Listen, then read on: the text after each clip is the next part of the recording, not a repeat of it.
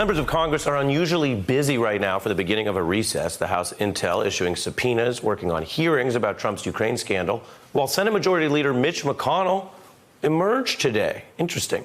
To address the very real prospect the House could ultimately impeach the president, and to tamp down any speculation that McConnell might try to have the Senate refuse to hold any trial after a potential Trump impeachment. What does happen in the Senate if the House does get through with this inquiry and decide that they are going to impeach President Trump? Well, under the Senate rules, we're required to take it up if the House does go down that path, and we'll follow the Senate rules.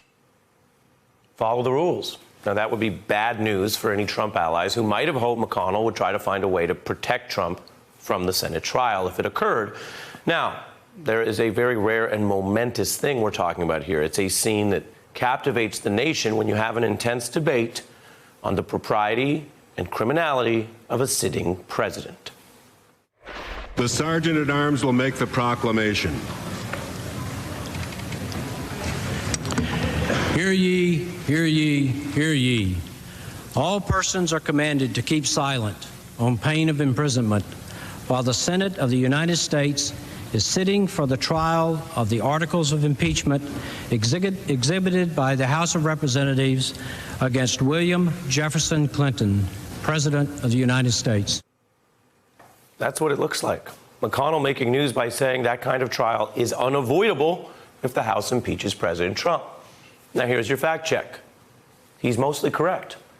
The Constitution doesn't provide a technical schedule for this trial, but it does state the Senate is required to hold a trial. Quote, the Senate shall have the sole power to try all impeachments. That's key because shall is simply a legal command requiring action, meaning the Senate must hold trials after impeachments. And that's what's happened in the 2 times in the whole history of our country when the House has ever gone down that road and solemnly impeached a president. In the cases of Clinton and Johnson, the Senate did hold trials for them, and both cases involved them being acquitted.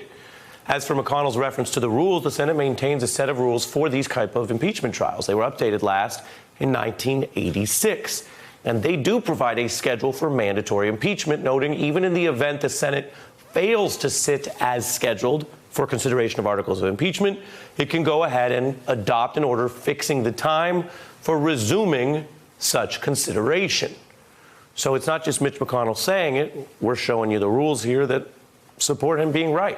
Now, we also reached out today to Senate leadership here at The Beat, and a Senate Republican aide said, yes, a trial must be held under the rules, noting impeachment requires, when it happens, that those articles hit the Senate floor, where they can be voted on or dismissed.